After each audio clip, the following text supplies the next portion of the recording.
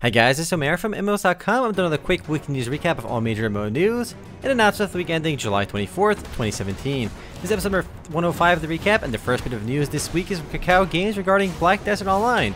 A new class will be launching soon, the Mystic, which despite its spellcaster-ish name, is actually a hard-hitting melee brawler and martial arts character, similar to the Striker which rolled out back in May. As with pretty much every other update, the Mystic will be launching in South Korea first, before launching here in the West. Unfortunately, no release date for it just yet. And video is still doing remarkably well, and has been regularly hitting over 20k users on Steam alone, with many more players off Steam. If you've never played BDO just yet, I do think it's worth the one-time fee, plus you can check it out for free with its 7-day free trial on their official website. And speaking of one-time fees, Albion Online officially launched this last week as well, and is available for $30 and is off to a very strong start.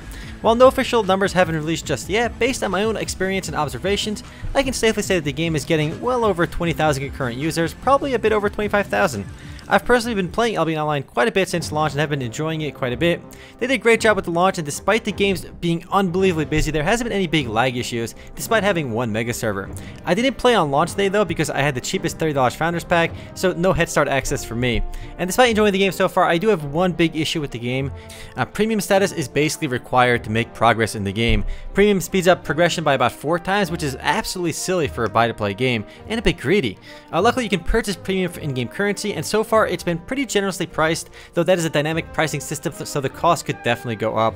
As is, players can earn enough money in game to buy premium in a day or so of grinding, even without super powerful gear. So Albion Online is officially live, and I think it's worth trying. I do think it'll go free to play eventually, so if you want to wait, you might be able to get it for free eventually.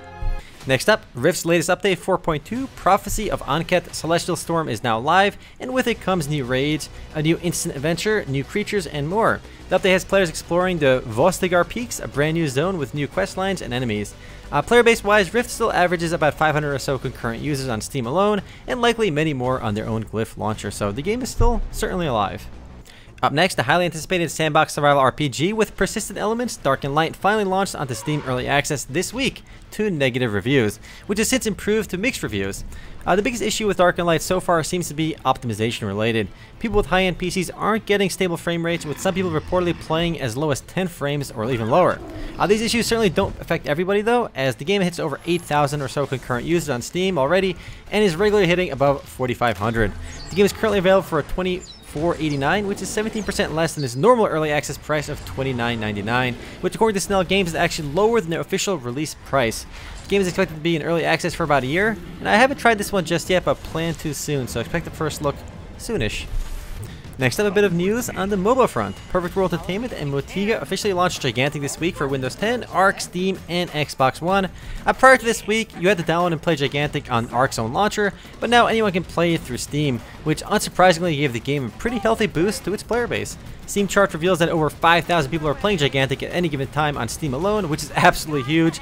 Anyone could have played Gigantic since it launched its open beta back in December, but it looks like quite a few people waited until its Steam launch to actually play the game. This goes to show you just how powerful a platform Steam really is. Also on the mobile front, Master x Master officially began its ranked PvP preseason this week, which means players can finally play ranked mode. The top 100 players at the end of preseason will be awarded cash op currency from $5 to $25 depending on their placements, which is actually a pretty lame prize for being in top 100. But oh well. The normal ranked season begins on August 16th, 2017. In order to play ranked mode, players need to be at least level 40 and have 12 masters unlocked, which includes the free rotation. Ranked mode is only available on the 5v5 Titan Runes map, so there's no 3v3 ranked. Personally, I enjoyed the 3v3 a lot more, but regardless, this is a great update for people trying to play MXM a bit more seriously and finally test their skills and climb that ladder. Moving right along, Vindictus officially announced the Dual Hand update this week, which raised the game's level cap to 95 and introduces new armor sets, weapons, and other goodies. The update has been available in South Korea for some time, but is making its way over to the English version of Vindictus on July 26th. If you haven't played Vindictus in a while, the game is still alive and well, averaging about 490 or so concurrent users on Steam, but likely much more through Nexon's own launcher. Also, a fun fact, it's also one of the few MMORPGs built on the Source engine, the same engine that powers Half-Life, Counter-Strike, and all those Valve games. Up next, while Terra was free to play during this last weekend, but despite this, only averaged about 25 or so concurrent players, which is pretty low. While Terra focused on sandbox building, open world PvP, and castle sieges. Some have actually described the game as a 2D Rust, which actually sounds pretty cool to me. Unfortunately, the game doesn't seem to be gaining much traction. It's still in early access though, but the lack of excitement and the lack of players sticking around makes you think that this one may be dead in water. I don't think I'd pony up 15 bucks to play this one, especially since Rust only costs 5 bucks more, but then again, I haven't played it, and I'll probably try the next free weekend because I did miss this last one. And speaking of sandbox games, sandbox survival MMORPG SamuTale is inching its way towards release with a big update this week that expanded the size of the game's world tenfold. The game is also now open to anyone who purchased a Bronze Founders Pack, which should increase the game's active player base. The game is still in alpha, but is celebrating the launch of this update with a 20% discount on all Founders Packs. I haven't played SamuTale yet, but a sandbox survival MMORPG sounds like it could be a lot of fun. I expect the first look for this one pretty soon as well.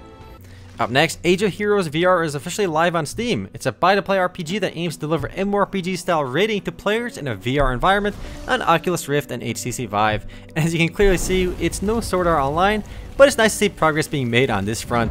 The game only has 3 classes for the time being and minimal actual MMO elements, but it does have multiplayer boss fights and is available on Steam for 30 bucks. And given the way VR has been progressing so far, I don't think we'll ever have a Sword Art Online style VR system anytime soon. Maybe in like 100 years or so, but I hope I'm wrong. Move right along, perhaps the biggest news of the week. RuneScape is coming to mobile devices in 2018, with old school RuneScape arriving even sooner, sometime this winter actually. The timing of this announcement is actually pretty interesting because it was announced the day Albion Online launched that perhaps Jagex is trying to steal some of their thunder, as Albion will also be cross-platform with PC and mobile. I suspect that mobile RuneScape is going to blow it out of the water. I think a lot of people are underestimating how successful this will be, but we'll have to wait and see. Also on the mobile front, we have Soulworker Online Mobile, which just launched this week, but is currently only available in China. It's interesting to see a mobile spin-off of this game well before the English version even launched, as is the PC version of the game is only available in Japan and South Korea. An English one was supposed to launch through GameForge, but we haven't heard anything about it since it was first announced, I think a long time ago now.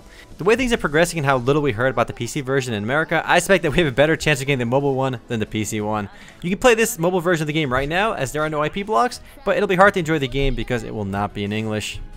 Back to PC MMORPG news, Pantheon Rise of the Fallen just released a new trailer showing off some more gameplay. For those unaware, Pantheon aims to be an EverQuest style MMORPG where group content is emphasized both for leveling and raiding, while soloing will be viable to a degree.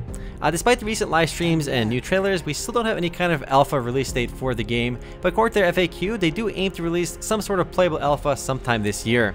As someone who played a ton of EverQuest growing up, I'm definitely looking forward to trying this. Next up, Fortnite also just launched this last week into paid early access. The game will be free to play when it officially launches sometime in 2018, but for now, if you want to play, you do have to pony up some money. The game is actually quite polished, and it actually is a bit of a unique experience. It plays like a zombie shooter, but with sandbox elements. And probably the best way to look at it might be Warframe meets Orcs Must Die, because you do build traps and stuff, and it does have a persistent base, but basically all the levels and progression is through like a linear level system / questing system. But yeah, the game is out right now, but the cheapest version of the game costs 40 bucks for the standard edition. If you want to wait, you can play it for free sometime in 2018. The next and last bit of news this week comes from Star Citizen. The game's 3.0 update is set to launch in late August, and they launched a new trailer to show off some of the new content, including moon landings, planetary rovers, and much more. Despite the 3.0 launch coming soon, there is still no release date for an official full release of the game. As of now, the game is one of the most expensive MMORPGs ever developed, with a budget of over $150 million. Good to see the game making progress. I do want to see an eventual release date. Anyway guys, that's it for MMO News this week. I'll see you guys tomorrow for the podcast. Later guys.